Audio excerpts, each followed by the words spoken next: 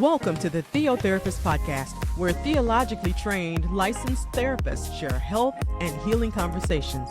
Join our host, Dr. Catrice Glenn, for conversations about real-life issues from both theological and therapeutic perspectives. Each week, we speak to guiding questions with real-life application, humor, and engaging guests to share meaningful dialogues with our listeners. Let's begin.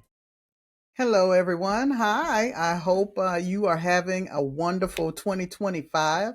I'm Dr. Catrice Glenn, the host of the Theo Therapist Podcast, and we are launching season 3. It has been a great journey so far. We launched the Theo Therapist Podcast in 2023. And since then, it's just been a blessing to have so many different guests come and share their journeys and their passion and the intersection of theology and psychology as they see it. We've had people who are in private practice. We've had those who are in academia. We've had some who work in the church space, as well as even some people who do chaplaincy as well. And so this season is kicking off with another great opportunity. I'm really excited about the guests that we have coming up in season 3. I've already started booking well into our 4th and 5th episode. So I am excited about that. The topics you can look forward to this season include resilience and healing from trauma. We're going to look at Black mental health and suicidality. We're going to look at mental health with Black males. We're going to look at clergy mental health and just a host of other topics that I'm really excited about. And I can't wait to share that with you. There are just so many spaces for us to be able to talk about that intersection of healing that happens between faith and therapy. And so I'm glad that you're here. I hope that you'll engage today. We wanted to kick off season 3 with a live stream.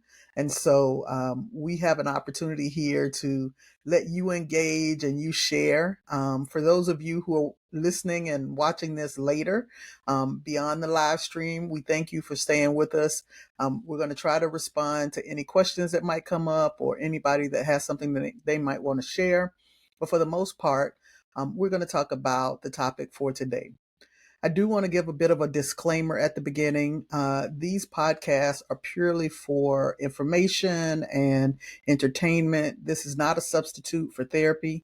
This is not to say that if you're struggling with something and you're having challenges, you shouldn't reach out for a therapist. I strongly encourage you, if you've not been to therapy or have a therapist, that even if you're feeling healthy, journeying with a therapist could be beneficial to you. So I strongly encourage therapy and you finding your own private space to be able to navigate what that looks like. So here we are beginning season 3. What emerged as today's topic came from so many numerous conversations I've had with people starting 2025. There seems to be an angst in the air. There is a general sense of either uneasiness or anxiety, or in some cases, fear that I'm encountering when I talk to people, either because of what's happening in our world, in our political landscape, what's happening on the news, with different tragedies that seem to be happening that we're hearing about more often. Whether it's the uncertainty of financial stability. There are lots of people who are losing jobs or have the potential of losing jobs. We have lots of change happening. And change is one of those things that can throw us off balance. It can be a destabilizer. And, I've talked to people who are genuinely afraid. They're afraid of what's happening and what's to come. And so when I sat down to try to think, well, what's a easy way to say this topic or to think about it, I just decided to be honest and to be genuine with what I'm encountering. People who say, I'm scared. And so today's topic is I'm scared. Let's talk about it. We're going to look at overcoming fear and anxiety, particularly in this current state of affairs where things feel so uncertain and things feel a little bit, shaky and destabilizing. So one of the things that I bring to this topic is that this is a subject that I talk to many of my clients regarding. A lot of my clients come in who are struggling with anxiety or depression or struggling with life transitions that trigger anxiety. One of the things I often tell them when that's the first subject we deal with is let's focus on what the thing we're afraid of is. I think once we can be honest and have the courage to kind of look at what the boogeyman looks like, then we can figure out a way to navigate and to conquer what we need to conquer in the moment. And so, one of the things that I want to start off by talking about is just being honest with ourselves about any anxieties we might be feeling. If there are anxieties that we're feeling, it's important for us to recognize that that's normal. It's typical. There's always going to be some new thing in our life that throws us off a bit. Some of us adjust quicker to certain situations and circumstances, and others of us struggle in different ways. And then there's that one thing that might throw you off a little bit more than normal. And so I think the first thing is to name it. What is the thing that I'm really afraid of? What does the boogeyman look like? Often I tell people, what's the worst case scenario that you're trying to hide from or act like you don't know or you're not aware of? If we can start to break down what the actual boogeyman is, maybe what we can do then is figure out, okay, I'm afraid that, I work for the federal government and they're laying off people in this biggest wave of layoffs. And I don't know if it's going to be me and what that would mean for my family. Or, maybe the prices of everything are going up so high that you're not sure that you're going to make enough to support your family or support yourself. Perhaps it's a situation where you're worried about your rights being taken away or worried that, a mindset will emerge in this country that makes life dangerous for you or more dangerous. Those things, are very real. Those are very real situations that normally would trigger anxiety. It would trigger fear. If we can name that and go, okay, this is the thing that I'm actually worried about, then we can start to do something with that. Once we get past naming something, I think we get to a place of doing some assessment about the situation. Sometimes what we have to do is take a pause and recognize, what can I actually control? I don't work in the White House. I can't control necessarily what's happening in the White House in this moment. I can't control the hiring managers and the firing managers. So I can't necessarily control who's going to determine my future in that aspect. I may not be able to make the cost of eggs go down. So that's outside my control. But I do have some things that I can genuinely control. I can control what I say. That means what I say and put in the world. What I say to myself as a self-statement, whether I tell myself I'm defeated, I'm going to lose, I'm not going to make it, or whether I tell myself, you got this. You're going to take whatever comes at you and you're going to find a way forward.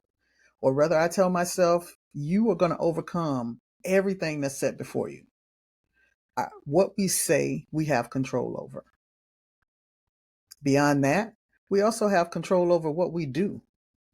Is there some action that I can do? Is there something I can do so that I don't feel so powerless? Is there something I can put in place?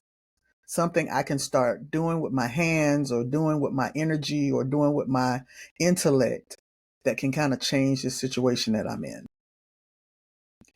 I can control how I react to other people and other situations.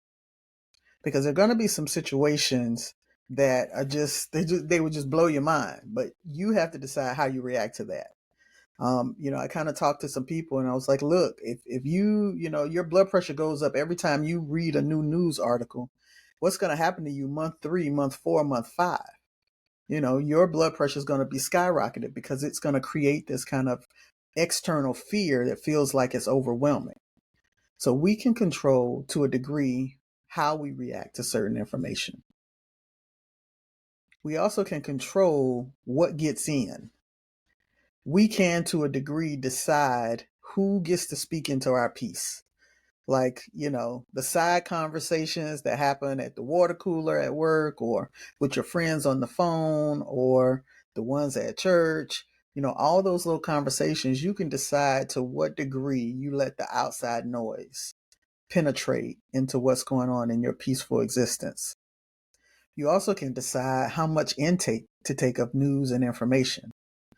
We're coming up on Lent season. This might be a good time to consider a social media fast. Not to bury your head in the sand, but maybe to pull back and pull away from things that might be too much information for you, because there are limits for us where it doesn't feel healthy anymore. So once we've asked ourselves the honest thing of what we were afraid of, and we figured out what do we actually have control over, right?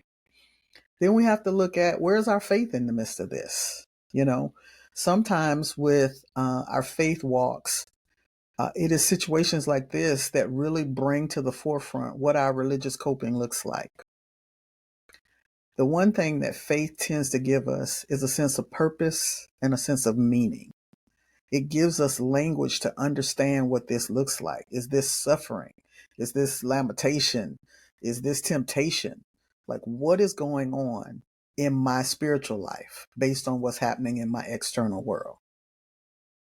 Is this a fight of spirit, right? We wrestle not with flesh and blood. We wrestle with spirit. And so then what is happening in this kind of spiritual realm that I'm getting affected by in my physicalness? We have to look at that. And then purpose. Even if things are not going the way we anticipated them going, is there perhaps some sense of purpose in what's happening in the world and what's happening in my world? Can I grow and become stronger and healthier and more empowered by what's happening? Is it possible that there is a space for me to become even more of who I was created to be based on what I'm fearing right now? Can it be used, right? Is that not how our faith talks about it? Christ came to overcome the world, right? So then if I am to overcome something, obviously I have to face something. And so what does this look like? Sometimes people are concerned that if I'm so afraid and I'm so scared, then I'm not being faithful. Well, I think that's your humanity. We all are human. Fear happens within this body because fear is one of those protective instincts that happens. And life is saying, there's so much happening, I'm afraid. Well, we can acknowledge that, but we don't have to stay there. We don't have to allow fear to take us over. We know that there's so many passages, particularly in Christian scripture, about fear and overcoming fear and getting beyond fear and going through fear to get and accomplish the things that are ahead of us. And so a part of it is recognizing that, your faith shines bright when they're fearful and anxiety producing situations. So lean in. This is a time to lean in and kind of grow in your space of faith. And then let's look at, what can we change? So here I want to spend a little bit of time on, what do we do with this? How do we go from feeling powerless, feeling like everything is happening to us, to get to a space where we feel empowered in this season and in this time? Well, first of all, your faith hopefully is helping you with that. But let me also add something to that. When it comes to the things that we can't control, one of the things that is going to help us feel most empowered is to focus on what I can do. So if it's writing my congressman, or if it's, being a part of a protest or a boycott, or if it's a part of making sure that I am proactive in talking to my directors and managers about what's happening in the world, or if I have the courage to have those hard conversations with my loved one that need to happen. Maybe I need to have the courage to speak up in a situation where I don't feel like I have power, so that at least my voice is in the room. Fighting and overcoming fear and anxiety means acknowledging what it is, figuring out what your resources are, figuring out what your options are, and then responding to that fear and anxiety with one of those options.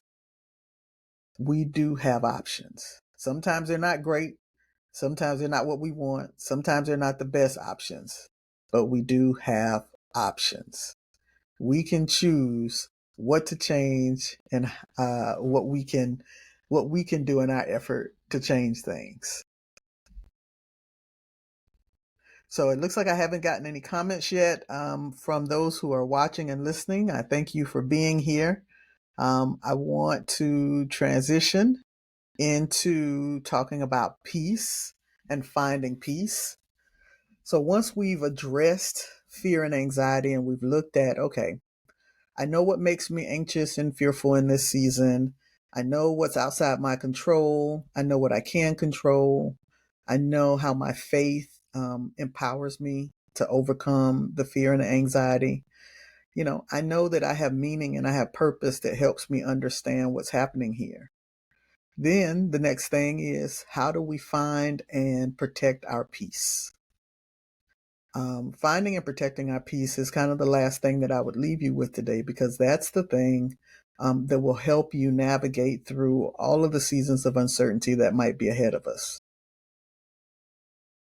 Philippians 4 and 6 through 7 reminds us that in everything, give prayer and supplication, and that anxiety is not of God. That's not the thing that we're to operate and live in. God would have us to have peace and, that surpasses all understanding. One of the things that I hope that you will focus on is that you do have power. You do have some things you can do to find and maintain your peace. Well, first is remembering that you're not powerless to anything that's happening. Who you are can't be changed by external circumstances. Everything that's in you can't be changed because, some bad things are happening around you. What you have the power to do is to name how you're going to walk through every season that comes into your life. Are you going to stay close in your faith to say, hey, there was greater in me than is in the world? Are you going to choose that, you know what, I'm going to have peace because God says that I can have peace? I don't have to worry about the things because God goes before me. Through prayer and supplication, God can make a difference. And God will choose what to do for me. And I'll be okay with the outcome of what God chooses. And then contentment. I did a lesson on being content a while ago, I think in our 10th anniversary series, where I talked about the fact that contentment and peace walk hand in hand. Contentment is to recognize the things that in life that I am okay with, the things that are going well for me. I am okay if I have shelter and food and clothing and safety and security. I can be content that I don't have all my wants, but I have my needs. And where I don't have all my needs, that I can pray and ask those things. And I can do some things that help me get those needs. So finding and maintaining peace, I think, is the thing that is the long-term hold for us to navigate anxiety and fear. I hope that this conversation is just a starter for you, for those who might be struggling, for those who feel like, hey, this just scratched the surface. This didn't really, address my particular need. I strongly encourage you, connect with either someone in your clergy, a minister, or someone who's a religious leader, or definitely connect with a therapist who can walk you through ways that are unique to you and your situation and circumstance, and that will help you figure out how to overcome what's happening right now. One of the great things about having podcasts in a season like this is that it's something you can come back to over and over and go, okay, I think I can apply some of that to my life. I think in this season, I can see where that would be helpful. And I would love your feedback. We are just, like I said, preparing to launch into a season with the Theo Therapist Podcast, where we hope to address real life issues that you're struggling with or someone you know is struggling with in a way that bring some light and some light application to you.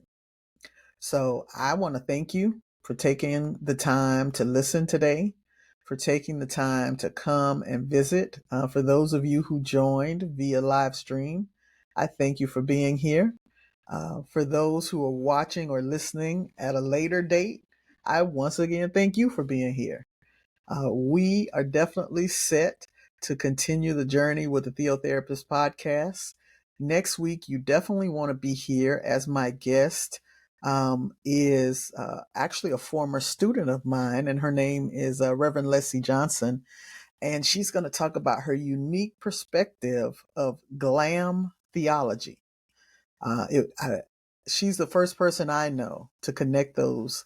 And so make sure that you tune in next week for episode 2 of the Theo Therapist Podcast. The title for that one is Faith, Resilience, and Healing from Trauma. So make sure that you come back, visit all of our stations, our channels for the Theo Therapist Podcast, episode 2. And I'd love your feedback. Leave us a comment. Make sure that you like and subscribe and share all of our information with others so that we can continue to get this message out. Take care of yourself, be well, and have a great, great day. Theo Therapist Podcast, real talk at the intersection of theology and therapy. Check out Dr. Glenn's new journal series titled Brain Dump Journals for the Busy, available on Amazon. Visit our websites for more information at thetheotherapist.com or catriceglenn.com.